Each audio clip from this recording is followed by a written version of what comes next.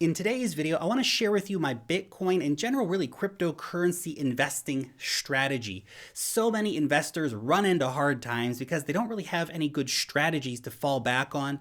That's why they end up buying tops, selling bottoms, going all in at the wrong time, and basically getting totally wrecked again and again and again until they give up and walk away, leaving behind the incredible opportunity which is the cryptocurrency market. So in this video, I want to share with you some of the ways that I'm approaching investing in Bitcoin, in Ethereum, what my approach to dollars are, and also how I invest in altcoins.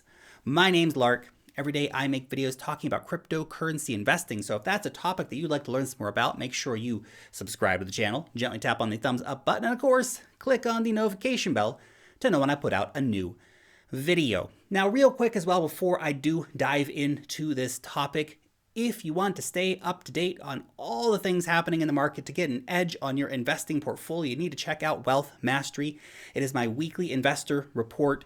Every single issue, you're going to get a deep dive altcoin report, a trending coin analysis, an interview with an industry leader, a step-by-step DeFi tutorial, top-tier technical analysis, the latest airdrops, the hottest token sales, and much, much more. All of that for less than $10 a week. Meaning this is the most value-packed, at the same time, most affordable investor report on the market.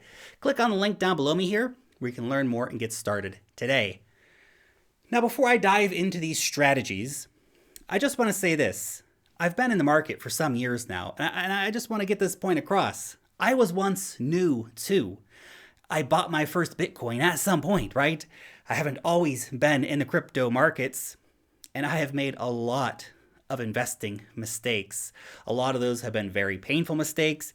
I've gone through a horrific bear market. And some people might say, well, you know, Lark, but you got to buy in early. You're just lucky. There's nothing just lucky about being in crypto. If you are going to be a long-term investor in this market, you've got to realize that it's incredibly volatile. It's an absolutely crazy market that's going to test you again and again and again and again. You've got to be psychologically tough. And look, going through those hard times, through the bear market, a lot of people left. A lot of people left forever and they never came back. Or a lot of people left and sold the bottom of the bear market for 99% losses, and they came back and they've bought the top a month ago. Sometimes some people just can't be helped. They're going to make those mistakes, and they're going to keep making those mistakes again and again.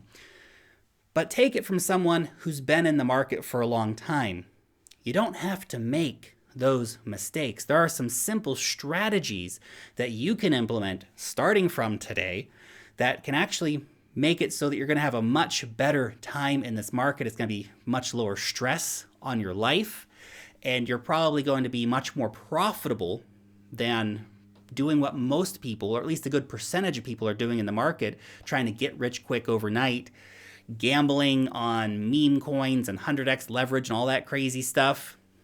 Winning in crypto, it's not that hard. It just takes a bit of diligence, and it takes a bit of discipline in terms of being able to stay consistent with your strategy. So with all that being said, let me talk a little bit about how I approach investing in crypto. And I'll talk about Bitcoin and Ethereum at the same time because I am massively bullish on the top two cryptocurrency assets. I have different reasons for liking each of them. You know, Bitcoin, Gold 2.0, Ethereum, the basically settlement layer of the entire internet, DeFi, NFTs, stablecoins, all that stuff happening on Ethereum. I'm very, very bullish on both of these assets as long-term investments. And I know they're the biggest cryptocurrency assets, and therefore the gains on them aren't going to be as big. I'm not going to get 100x off of either of these coins. But I do believe that the value of both of these coins is going to go up in the long term. So how am I investing in these two assets that I'm taking a multi-year time frame on? I think that's one really important thing to point out too. With Bitcoin and Ethereum, I'm not looking at these as I'm going to get rich overnight, you know, quick flip. No, I'm looking at these as long-term assets, right? Bitcoin fulfilling a gold-like function within my portfolio as a store of highly volatile value, and of course Ethereum as basically some kind of fulfillment of a position in my portfolio as something like maybe an Apple stock or something like that, highly innovational cryptocurrency market leader, all that kind of stuff. So that's kind of how I look at those. So how am I actually investing in them? Well, I dollar cost average into both of these assets. Now, what does that mean? Well, it means that I buy a little bit of these assets on a regular basis. I don't go all in on certain days, right? So this is what a lot of people do when they get into the market. They say, okay, I've got $20,000. I'm going to go all in on Bitcoin today, or all in 50-50 Bitcoin and Ethereum. Boom, done. And then, of course, inevitably, when you enter the market, tends to be a time when there's a lot of hype in the market if you're a newer investor. So you're buying a top, and then 2-3 weeks later, the price is down 20-30%. You go, wow, that was a terrible idea. I need to sell now, cut my losses, and get the heck out. Whereas if you had simply started with an idea, okay, I've got $20,000, what I'm going to do is I'm going to invest $500 a week, $250 into Bitcoin, $250 into Ethereum. Let me explain to you the power of dollar cost averaging in. So if you had started buying Bitcoin in December 2017 at the top, your first purchase, $20,000, let's say. You bought the absolute top of the previous bull run. Then every single week you put in $100. Okay, so let's fast forward 4 years later. If you had done that every single week, every Friday you get paid, you put $100 into Bitcoin. Over that time, you would have invested approximately $20,000. So you would have bought the top in 2017. You would have bought the top back in May. You would have bought high in March and April and February. And yet, you would have invested that $20,000, and now, because you dollar cost averaged in, because you were disciplined and continued doing that even when it was tough, when the bear market was here and it was scary and everybody was saying it's all over, it's going to zero, and you kept buying even when people were saying you're crazy for buying now because the price is too high, etc., etc. Well, you would now have $100,000 worth of Bitcoin for your $20,000 Bitcoin investment. You would have made $80,000 in profits, 400% gains on your Bitcoin buys by simply being consistent in cost averaging over time. So instead of trying to time the market all the time, you're better off having that time in the market. Now, within that framework, what I also do is I tend to go heavy on big dips.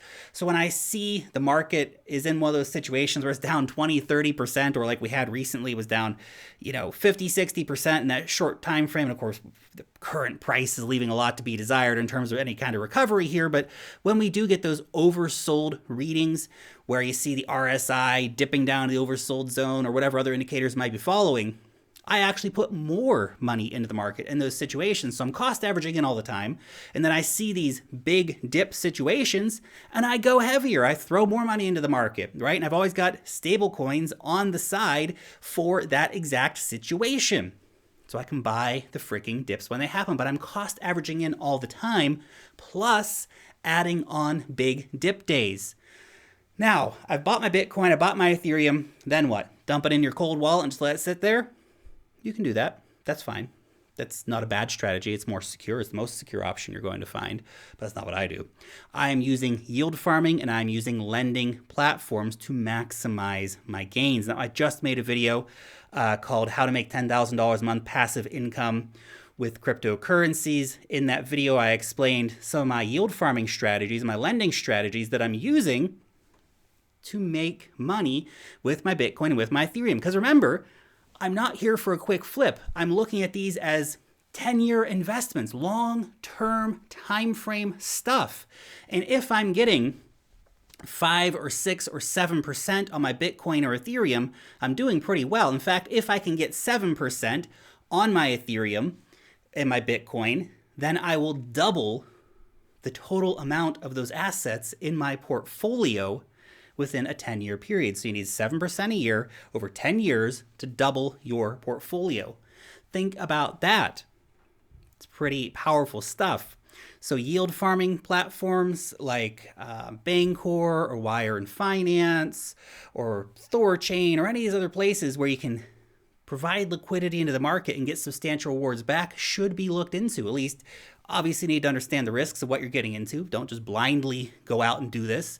You need to understand there are risks. I do use insurance providers to try to protect myself, at least to some degree, against smart contract risks and things like this. But these options are out there for you to get good gains. And look, if all the yield farming stuff's a bit too difficult, then just go use something like BlockFi. It's super, super easy to use. You dump your crypto into the platform. They do all the rest for you. It's really, really easy. The gas fees are low. They pay you out once a month. So definitely a platform worth looking into. And look, there's other lenders too. There's Celsius and Swissborg and Voyager and others that are also worth looking into. Some of those may be available in your country. Some of them may not be available in your country. For example, I'd love to try out Swissborg, but I can't. Not available in New Zealand, So look what your options are. There's really good options out there to be earning consistent yield on your Bitcoin and on your Ethereum. And if you're taking that long-term view, it's just like, wow, I'm getting more and more of these assets every year just by putting these assets to work. It's pretty damn cool. By the way, I don't really use Bitcoin or Ethereum for trading anymore. I stopped doing that a while ago, just because it's not worth the risk if the trade goes against you. When I lose some dollars in a trade, I'm kind of like, meh, whatever. When I lose Bitcoin in a trade, it's like, God, what happened? How did I let that happen? Even if I can still go buy the same amount of Bitcoin with dollars, it's just psychologically for me, I'm stacking these long-term assets, dollars, whatever. If I lose some dollars in a trade, not a big deal. Which brings me on to the topic of dollars. I know a lot of people like to say, hey, look, if you really believe in Bitcoin, you shouldn't have any dollars. I don't think that is a good strategy as an investor. I'm an investor in this market. I also believe in the technology. I love the technology. I think this is revolutionary technology. But I also want to properly manage my freaking portfolio. So I am never 100% invested into the market. I always have around, approximately anyway, 10% of my total portfolio sitting in dollar stablecoins. My preferred dollar stablecoin is USDC. It's widely accepted. I don't really like USDT Tether for various reasons. I'm not a big fan of the company. USDC, that's my boy. That's the stablecoin that I'm using. Now that stablecoin, again, I'm not just leaving this sit around in my wallet for, a rainy day. I am putting it to work. So I put this in lending platforms and in yield farming. I'm earning between 8 and 15% on average with my USDC, which is obviously fantastic rates, thousands of times better than you're going to get putting in a bank.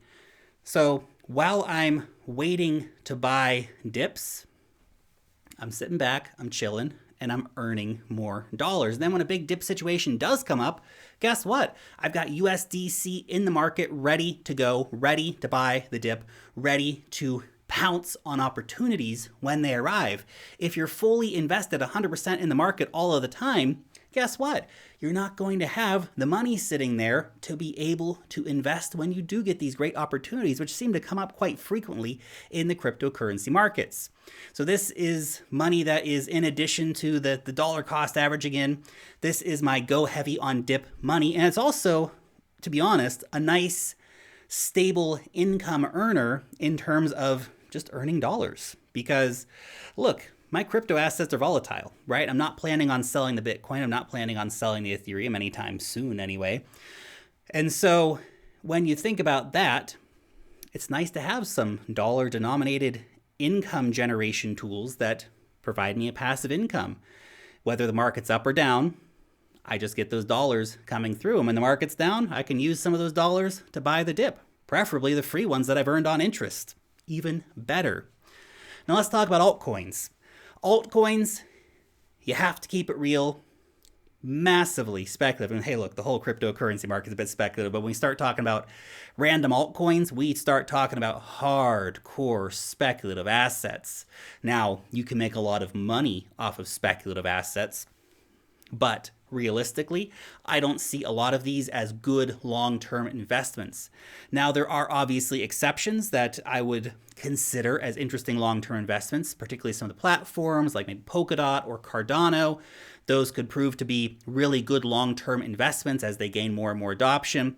We could also talk about some of the big decentralized finance protocols, for example, Aave or Wire and Finance or Compound Finance, something like this. these could also be interesting long-term plays.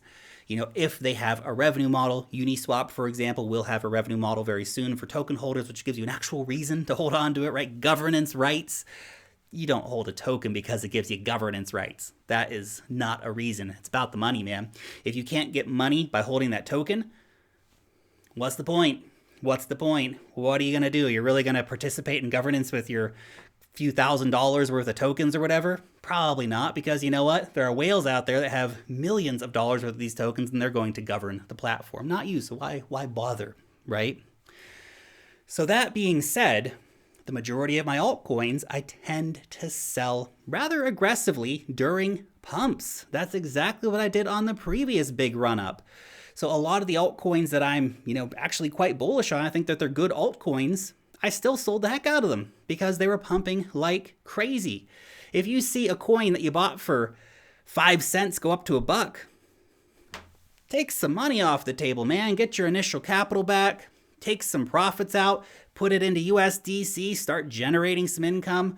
Have that powder on the side, that dry powder ready to buy the big market dips.